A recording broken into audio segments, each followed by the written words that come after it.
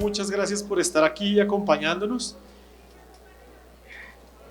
en este nuestro último día de la Feria del Libro. Y pues qué chévere poder estar aquí conversando con dos personas que saben mucho sobre ciudad, que la han estudiado, que la han trabajado, que la han ayudado a construir, y que podamos hablar de un tema tan importante como es la idea de la ciudad de los 15 y de los 30 minutos. Yo creo que lo primero, antes de saludarlos, lo primero es poderles contar que este es un espacio que creo que ha sido muy valioso para la ciudad, de tener un lugar desde donde se puede hablar sobre la lectura, sobre la escritura, sobre la cultura, y donde se puedan presentar tantos elementos tan valiosos como los que se han venido desarrollando a lo largo de estas semanas.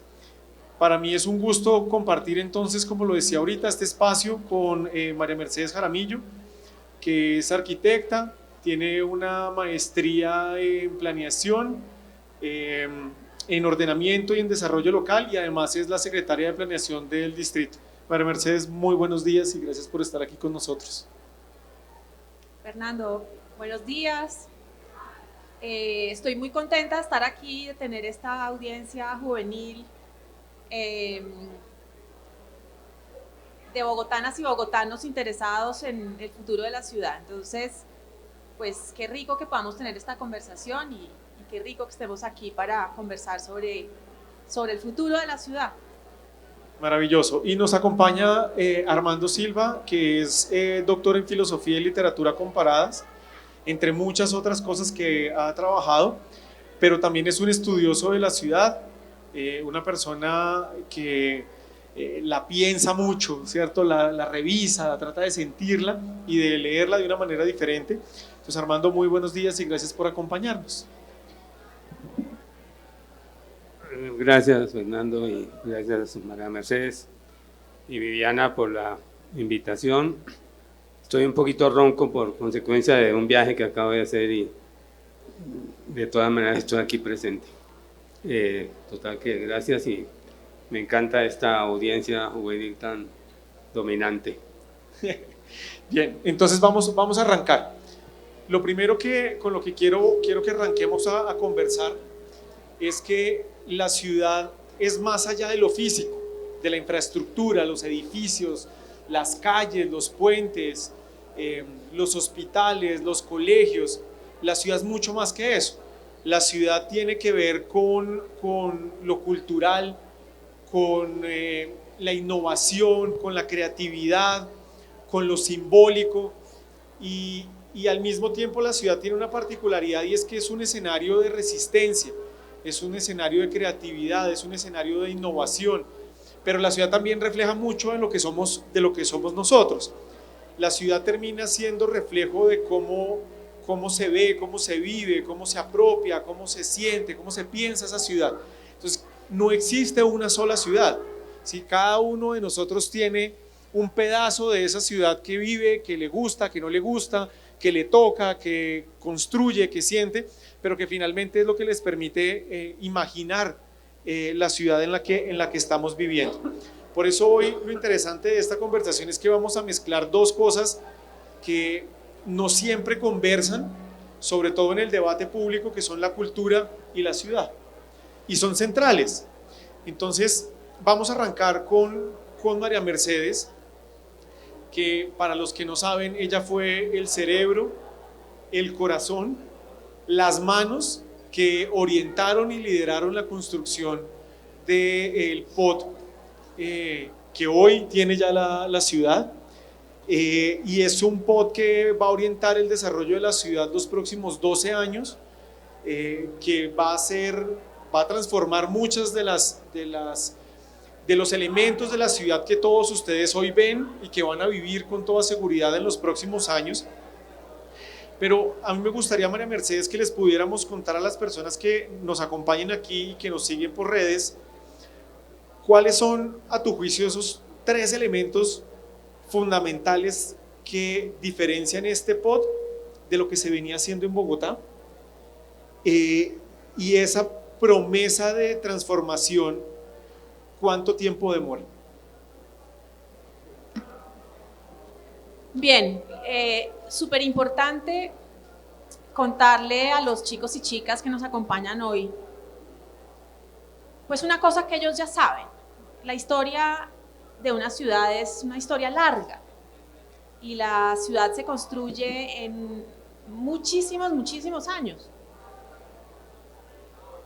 Y una cosa súper importante es que en Colombia, como en casi cualquier lugar del mundo, tenemos la posibilidad de pensarnos el futuro de la ciudad, cómo mejorarla, cómo necesitamos vivir mejor en ella. Y esta es una ciudad bien particular, Fernando, porque es muy grande, es por supuesto la ciudad más grande del país, pero es la suma en tamaño y en población, es la suma de las 5 ciudades más grandes de Colombia. Entonces, además de un espacio físico supremamente complejo, con un montón de retos, es un aglomerado social y cultural bien particular. Este plan de ordenamiento territorial que hemos puesto en perspectiva busca mejorar la calidad de vida de todos los bogotanos y las bogotanas.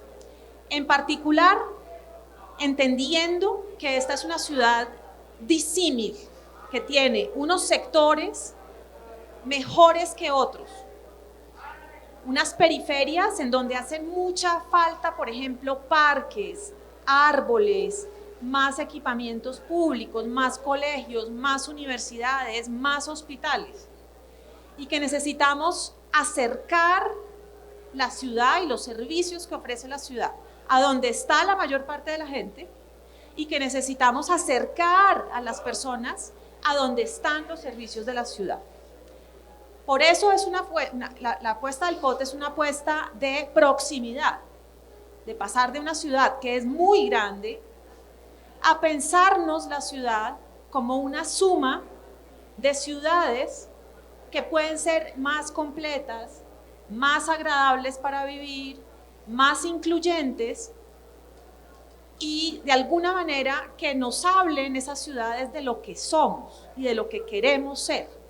Y por eso es tan bonito el tema de esta conversación, que es sobre imaginar la ciudad, que es en últimas lo que estamos buscando. Quisiera terminar esta intervención inicial diciéndoles que para este plan de ordenamiento territorial resulta súper importante entender que los bogotanos y las bogotanas, a pesar de que vivimos viendo en las noticias un montón de discusiones sobre si queremos un metro elevado, subterráneo, sobre si hay que expandir la ciudad o no, sobre tantos temas que a veces nos unen y a veces nos separan.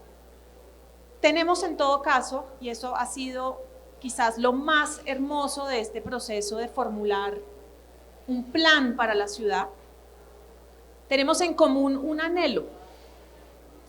Todos los bogotanos y las bogotanas tenemos en común un anhelo, y es el de pertenecer a Bogotá, el de sentirnos parte de esta ciudad, no excluidos, no discriminados, no alejados, sino por el contrario, parte de una sociedad y de una ciudad en donde todos queremos sentirnos parte y sentirnos identificados. Entonces, esta idea de la ciudad de 15 a 30 minutos es una apuesta técnica de tener una ciudad más equilibrada, con más servicios a proximidad de cualquier hogar. Pero más que nada, y para efectos de esta conversación del día de hoy, yo quisiera decir que es una excusa la ciudad de 30 minutos para conversar con la ciudadanía sobre un tema muchísimo más importante, que es la identidad de los bogotanos con la ciudad, la posibilidad de sentirnos parte, la posibilidad de cuidar esta ciudad y de que esta ciudad nos cuide, y de eso se trata este plan de ordenamiento. Perfecto. Ya vamos a profundizar un poco más en esos temas para que todos tengamos claro y más elementos para poder entender hacia dónde se va a mover la ciudad. Armando, en el año 2003 usted publicó un libro que se llamaba Bogotá Imaginada. Fue un libro muy importante en su momento porque pues veníamos de un proceso de transformación de la ciudad que se había vivido con Mocus, con Peñalosa, con Mocus, incluso con Jaime Castro. Jaime Castro también tuvo que ver en ese proceso y era una idea de poder ver la ciudad de una manera diferente. Hoy usted lidera un proyecto internacional sobre imaginarios urbanos. Entonces, para arrancar la conversación con ustedes, ¿de qué manera podemos explicarle a quienes nos están viendo qué son esos imaginarios urbanos y eso cómo se traduce en el día a día de pensar y de trabajar la ciudad? Listo, Fernando. Bueno, ya los saludé aquí a todas las personas presentes. Me parece bien que Fernando me incite a dar un primer bosquejo de qué son los imaginarios, porque no es el sentido común.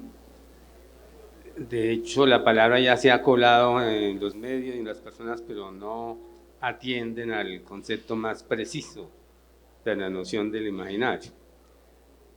Es decir, que cuando se habla de imaginario, la gente empieza a creer que es una ciudad que es de fantasía, ¿no? O que es una ciudad del arte, etcétera. Pero no, los imaginarios es la ciudad que tienen los ciudadanos en su mente compartidos colectivamente. Eso quiere decir que los imaginarios son la realidad. No es que va a ser la realidad, son la realidad.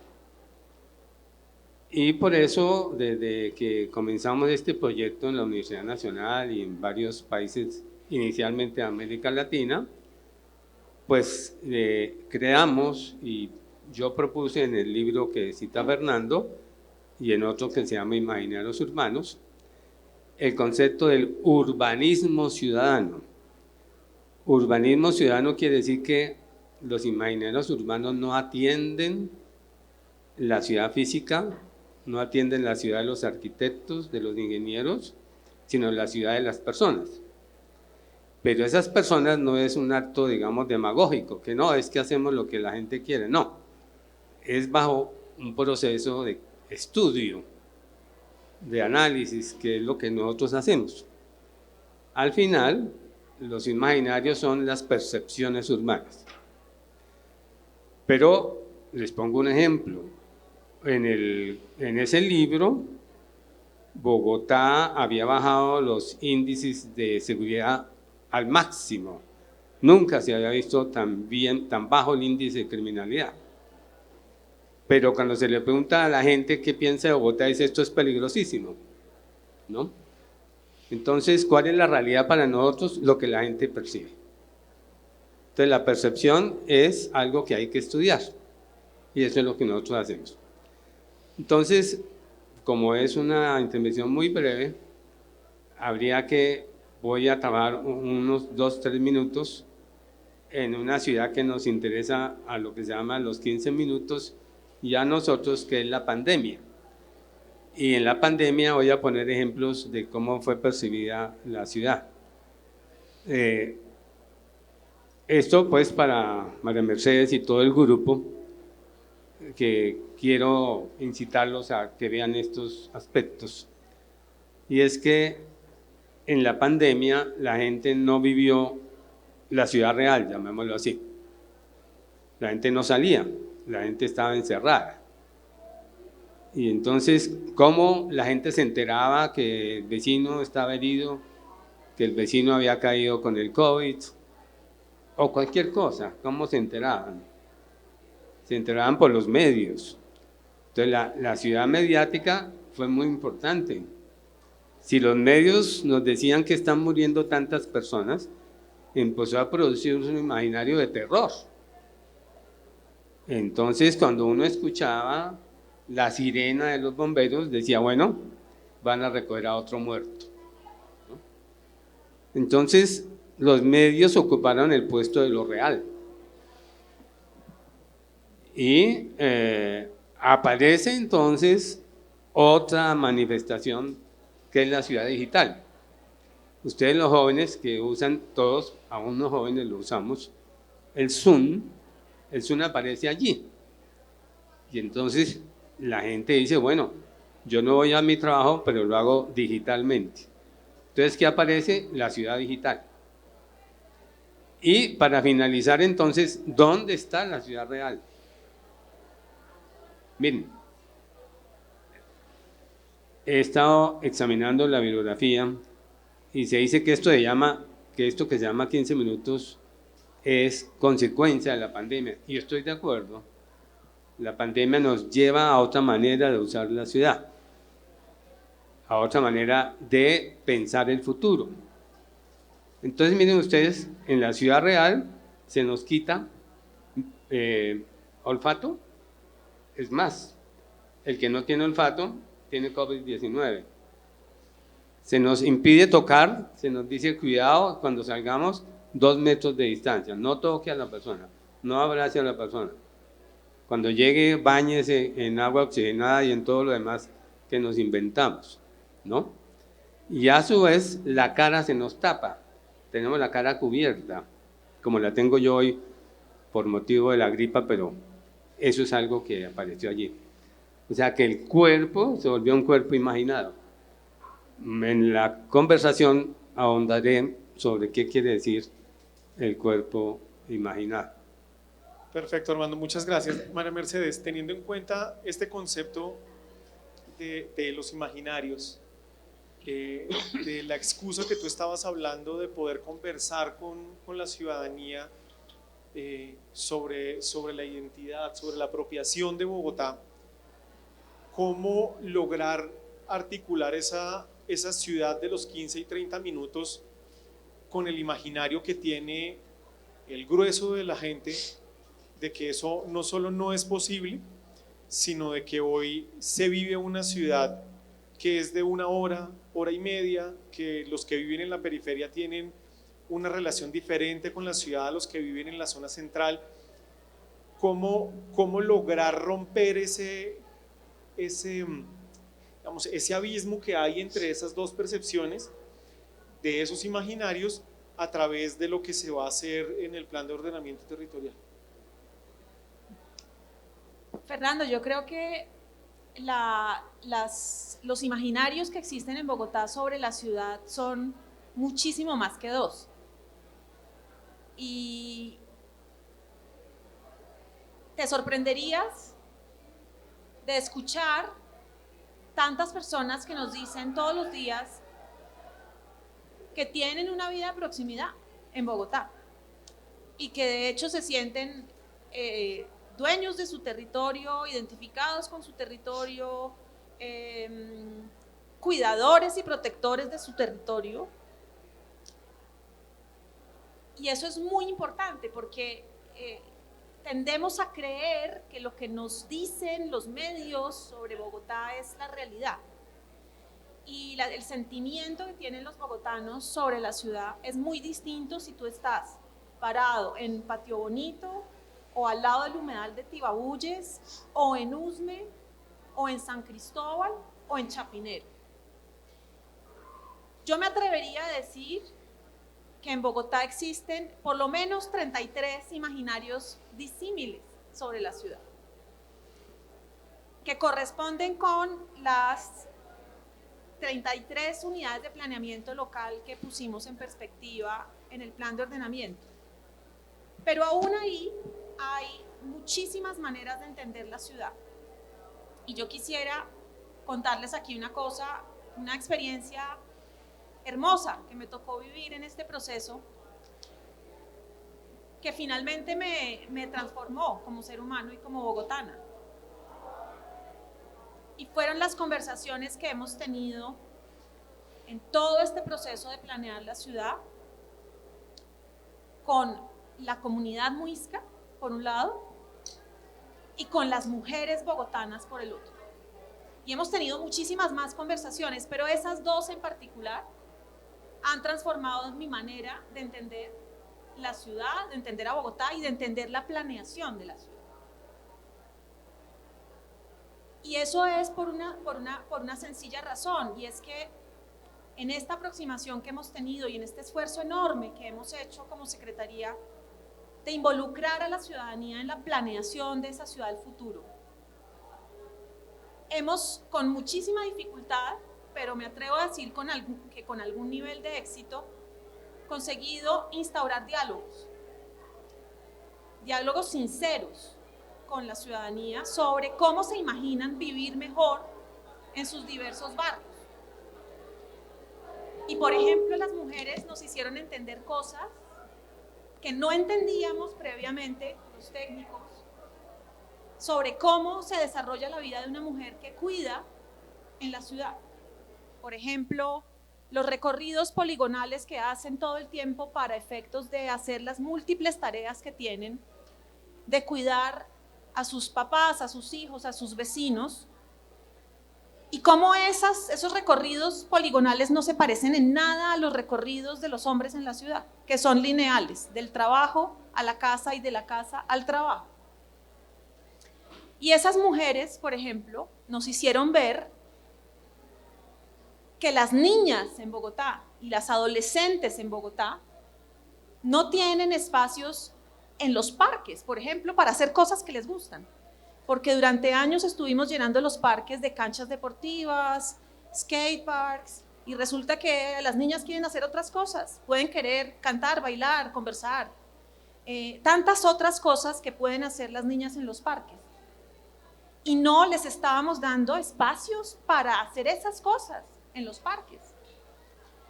Ni tampoco le estábamos entregando a las mujeres cuidadoras rutas circulares, por ejemplo, para desplazarse entre la casa, el jardín infantil, la lavandería, el centro adulto mayor, luego al trabajo, luego de regreso al comedor comunitario y luego a la casa. Entonces, las certezas que podemos tener los tecnócratas en la ciudad se ven siempre cuestionadas cuando entendemos y cuando nos ponemos en la posición de incomodar nuestras certezas, porque la ciudadanía tiene otras vivencias del territorio. Y la comunidad muisca nos enseñó otra serie de cosas bien importantes, sobre que, por ejemplo, ellos habitan un territorio ancestralmente muisca, pero que les ha sido de alguna manera sustraído, que les hemos contaminado, que les hemos ensuciado, y que ellos ya no saben, por ejemplo, de dónde viene el agua que beben, y para ellos eso es muy problemático. Y nos han hecho ver que quizás necesitamos implementar soluciones muchísimo más integrales entre lo que es la cultura y lo que es la naturaleza y lo que es la ciudad. Y yo creo que ese es el proceso más hermoso al que nos hemos visto sometidos los urbanistas en la Secretaría de Planeación en estos años. Y yo personalmente me siento afortunada de haberlo podido vivir y de haber podido cambiar, porque soy una persona distinta después de este proceso. Y creo que imaginar la ciudad con todas las personas que la habitan ha sido, desde todos los puntos de vista, tanto profesional como personal, absolutamente enriquecedor para mí. Quería, Armando, a partir de esto que nos está contando María Mercedes, ¿cómo lograr involucrar esos imaginarios urbanos en un contexto donde la vivienda, el empleo, el transporte público, incluso el acceso a la cultura, terminan siendo factores de segregación?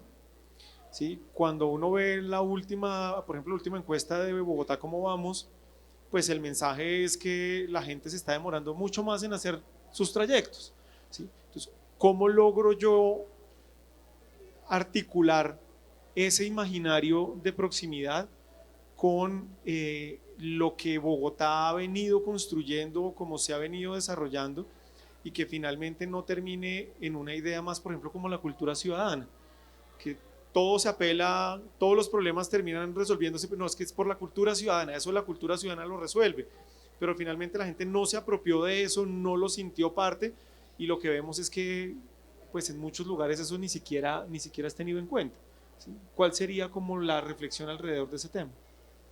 Sí, Fernando, pues el transporte y seguridad son dos elementos enemigos hoy en día de la tranquilidad ciudadana y de la construcción de esos imaginarios locales a los cuales se refiere María Mercedes. Yo estoy de acuerdo en que los imaginarios son locales, es muy cierto, y pasan por el género y por otras variables. De hecho, en Bogotá Imaginada mostramos cómo la carrera décima era la más peligrosa y cuando hicimos el trabajo estadístico era la más peligrosa, pero para las mujeres, en el 98%. Entonces el miedo pasa por el género, eso es muy cierto. Pero la perturbación, tú citas Bogotá como vamos, ciertamente Transmilenio apenas es aceptado apenas con el 40%. Entonces allí hay algo que tiene que construirse porque la ciudad de los 15 minutos, mientras que logramos que todo sea local, eso ya independientemente de los 15 minutos, las grandes metrópolis todas están construidas en distritos o como se quieran llamar, ¿no? Nadie va a recorrer Ciudad de México todo el día, va a su distrito, igualmente pasa en Bogotá. Entonces, lo que acercaría es el buen transporte. Yo acabo de llegar de un viaje en varios países y yo quedé asombrado cómo funciona Holanda. Tienen recorridos de 1 hora, pero en tal forma que realmente es como si fueran los 15 minutos por el tren. En Holanda la prioridad incluso sobre los peatones la tiene la bicicleta. Y en eso Bogotá ha sido líder, ciertamente. Posible de las ciudades las ciudades en el mundo que más usan la cicla. Entonces yo pienso que Bogotá ciertamente y toda Colombia tiene una tradición muy importante que es la tradición de sus barrios. Piensen ustedes en las panaderías, que me he puesto a mirar qué pasa con las panaderías. Las panaderías es un lugar muy particularmente bogotano. Si algo identifica a Bogotá son las panaderías. Pero piensen ustedes que en Estados Unidos no hay panaderías. Leía una nota de un compañero de trabajo que decía cuántas panaderías hay en España. Hay más de 15.000. En Alemania hay más de 20.000. Y en Estados Unidos, que es mucho más grande, apenas hay 8.000, 10.000 porque los panes son procesados. Entonces la panadería como tal es un símbolo de la localidad. Y eso es lo que por supuesto hay que trabajar como expresión de la localidad. Esa parte antropológica que según entiendo tiene el POT es muy importante, que la gente va a comer empanadas y va a tomar café, y todos son aspectos que hay que relevar para que lo local realmente funcione. El miedo, por ejemplo, es un sentimiento universal, pero el miedo particular lo toma cada comunidad.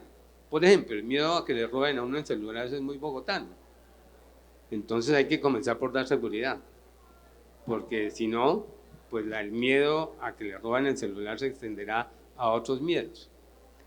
Entonces yo pienso ciertamente que cuando se dice imaginar la ciudad, hay que llevarla, así como se dice imaginar la ciudad, hay que llevarla al plano local. El plano local no quiere decir solamente al barrio, sino de las expresiones de las comunidades en general. Y para eso son los estudios de los imaginarios, para poder detectar esas localidades. De tal manera que cada ciudad es la suma de los distintos imaginarios. Entonces, si uno dice dónde está lo real en realidad está en los ciudadanos, pero no los ciudadanos como palabra abstracta, sino los ciudadanos como algo concreto y no digo del barrio, sino concreto de la comunidad, prefiero decir la comunidad, porque uno puede mirar cuáles son los imaginarios, no importa de qué barrio, pero que coinciden. Por ejemplo, la presencia de la mujer que citada María Mercedes me parece un muy buen ejemplo. Los recorridos que hacen las mujeres distintos a los recorridos que hacen los hombres. Los miedos también son distintos en términos de género o por edades. Entonces hay toda una serie de elementos que permitirían incluso una buena proyección del POT, además de la que tiene, bajo estudios de percepción de las comunidades, para saber qué es lo que nos distingue. Y finalmente la suma de esos imaginarios es lo que define a Bogotá, o Cali, Medellín o cualquier ciudad. María Mercedes, aquí hoy nos acompañan pues muchas personas jóvenes y me parecería importante en medio de esta conversación que tú les puedas transmitir primero pues, cómo se participa en eso del POT, ¿sí? Y lo segundo es finalmente para ellos cómo se transforma esa ciudad de los 15 minutos y cómo la van a vivir ellos, porque es un tema que no es de mañana, ¿cierto? Eso no se resuelve de un día para otro y muy seguramente muchas de las cosas que estamos hoy conversando, imaginando, pues ellos van a tener no solo que vivirlas, sino también las van a hacer realidad. Entonces, chévere que les puedas plantear ese espacio a ver cómo logramos ir sumando a más personas a esta conversación sobre ciudad. Bien, bueno, yo les haría una invitación en primer lugar a que conozcan una tienda muy particular que existe en esta feria, en el Pabellón Colombia. Se llama la tienda Mi Vesi.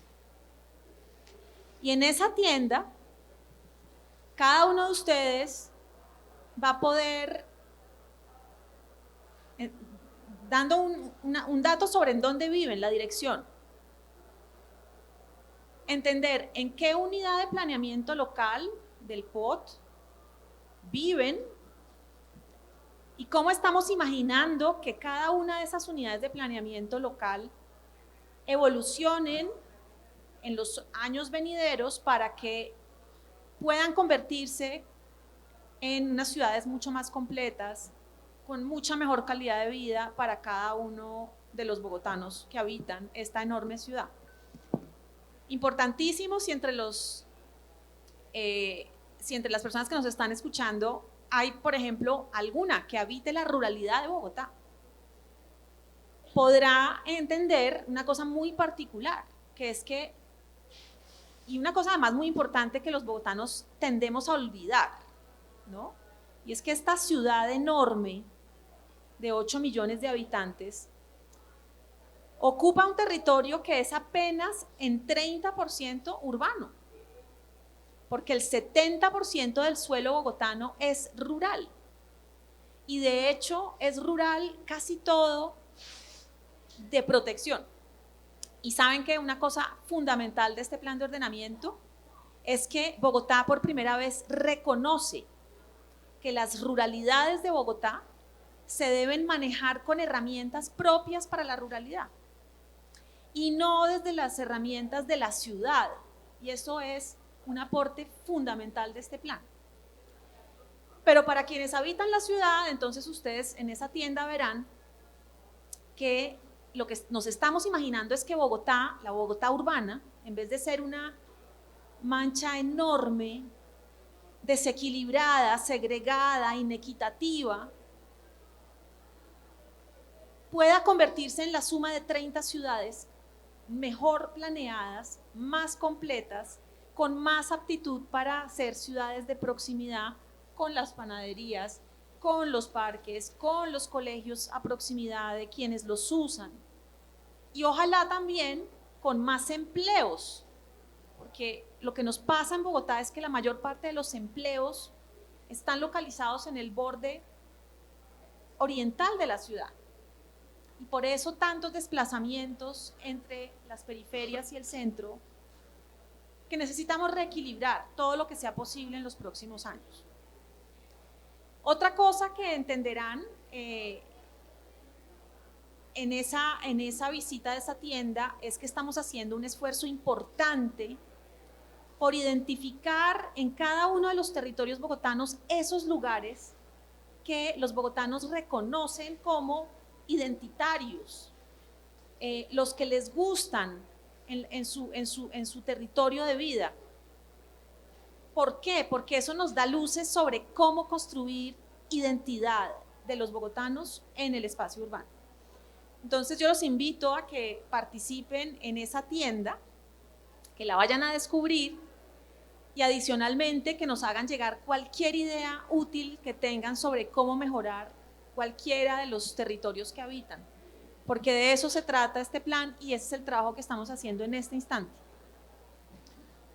Armando, hace 20 años usted publicó Bogotá Imaginada.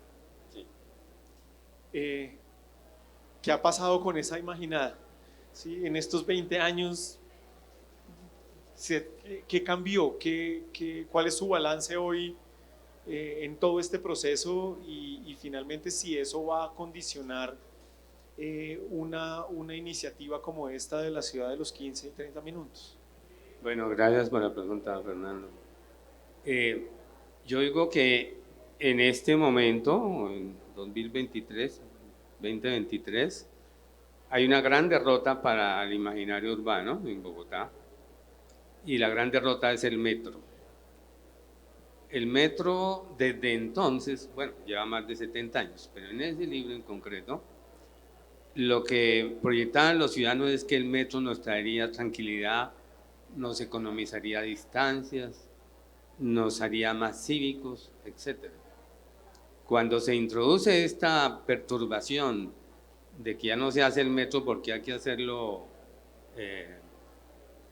subterráneo, Bogotá, como vamos, acaba de decir que el 60% de los bogotanos ya no creen en el metro. Y eso no es sencillamente un dato, eso afecta el cuerpo imaginado que venía yo diciéndoles. La gente se le preguntó en Bogotá cómo vamos, el optimismo de Bogotá ni siquiera pasa el 25%. Total que los imaginarios, en eso quiero llamar la atención, no son una palabra, es como la gente vive sus pensamientos. Y de acuerdo a cómo vive sus pensamientos, vive la realidad. Por eso la ciudad imaginada es primero que la real. Uno llega a una ciudad real con unos imaginarios y así vive la ciudad. De tal manera que cuando se perturban los imaginarios colectivos, como el caso del metro, que iba creciendo, decimos, finalmente se hace verdad como un objeto civilizador propio para los 15 minutos, ya posiblemente no. O no importa que lo hagan o no, en este caso, es lo que la gente está percibiendo. Ese es un elemento fallido de la cultura bogotana. Lo que me pregunta Fernando, ¿qué más yo puedo balancear?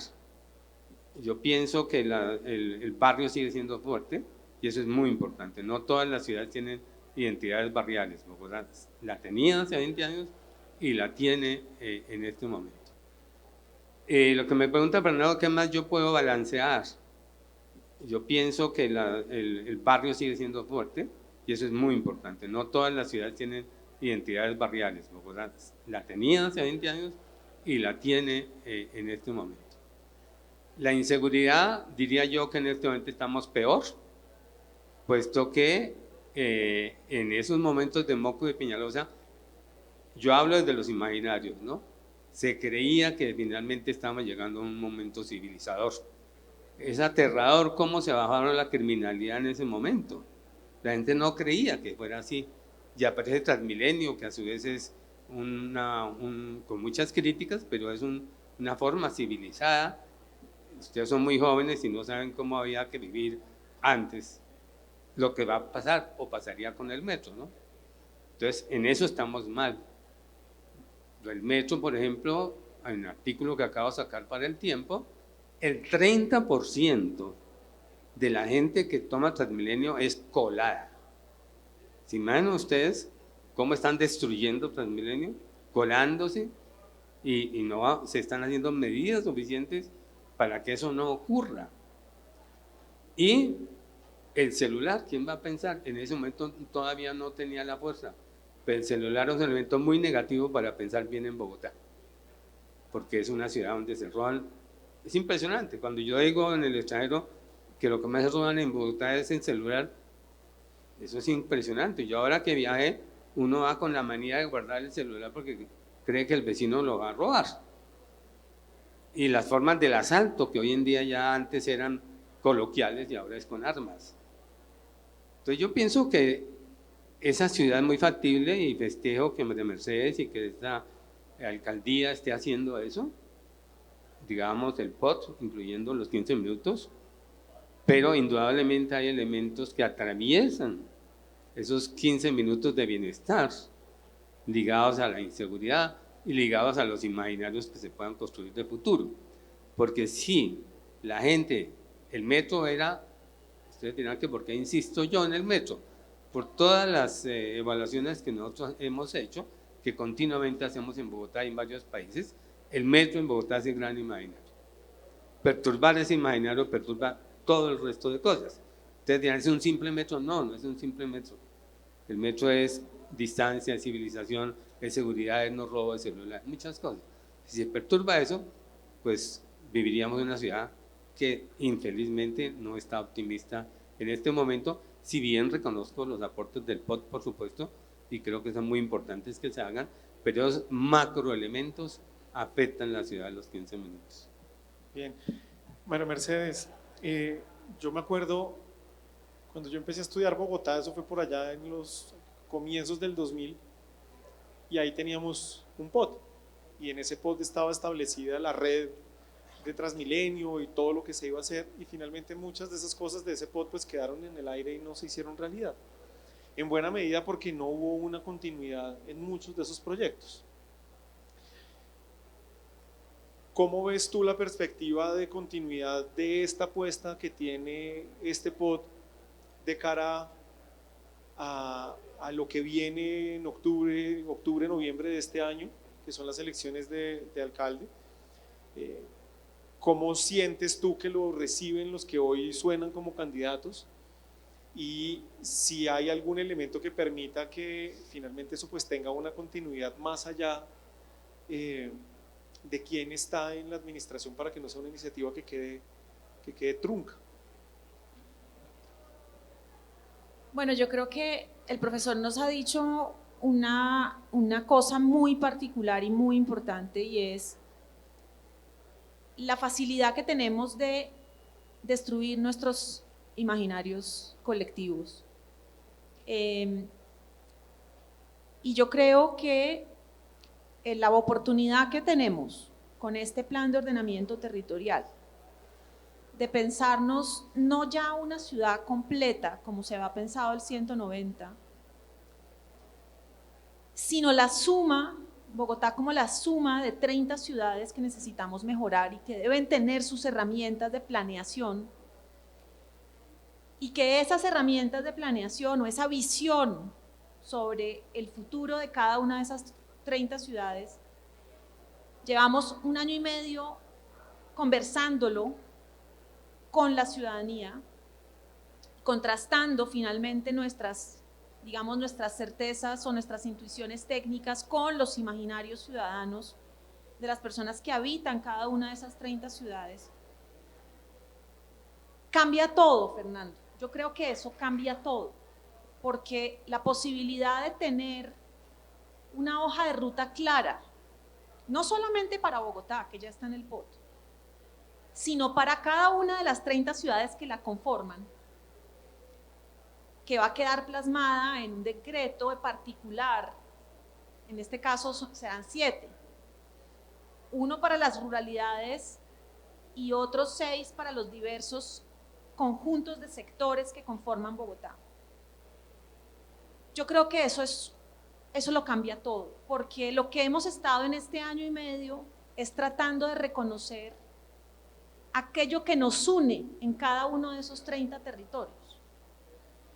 Y como hemos estado en ese ejercicio de entender qué es lo que nos une en voluntad y en anhelos en cada uno de esos 30 territorios, yo tengo la ilusión de que sea más difícil destruir esos imaginarios de aquí en adelante, porque es la ciudadanía la que nos los ha comunicado, y es la ciudadanía, espero yo, quien los va a hacer exigibles de los candidatos de aquí en adelante, en esos 30 territorios, en esas 30 ciudades dentro de la ciudad.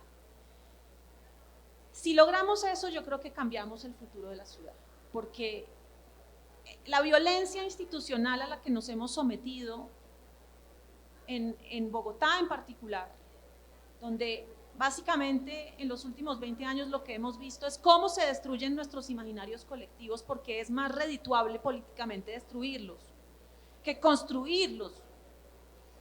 Pues yo creo que esa dinámica tiende a morir en la medida en que seamos capaces de plasmar nuestros anhelos colectivos y hacerlos exigibles a través de esos decretos que le vamos a dejar a la ciudad.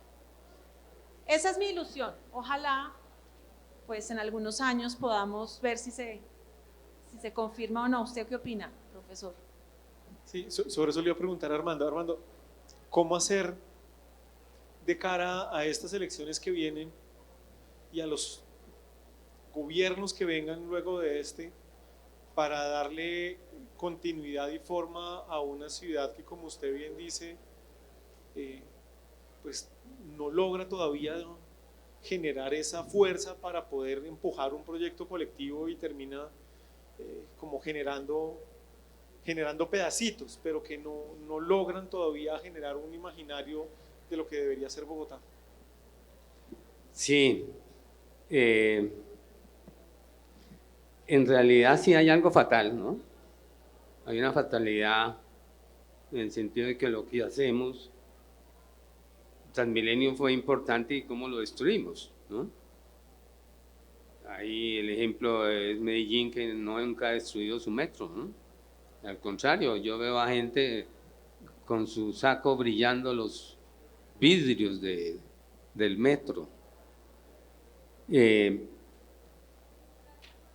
¿Cómo hacer para que este paradigma que ha desarrollado especialmente bajo la coordinación de María Mercedes se mantenga y sea, digamos, verdad realizada, ¿no?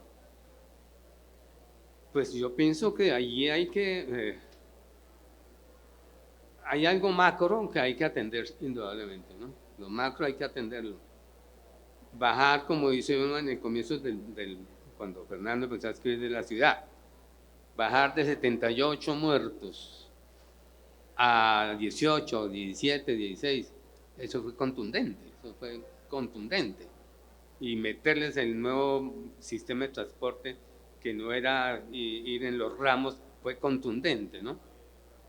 O sea que si bien estoy de acuerdo en lo que dice María Mercedes de lo local, hay lo macro que hay que atender necesariamente, porque si no lo local se desvanece.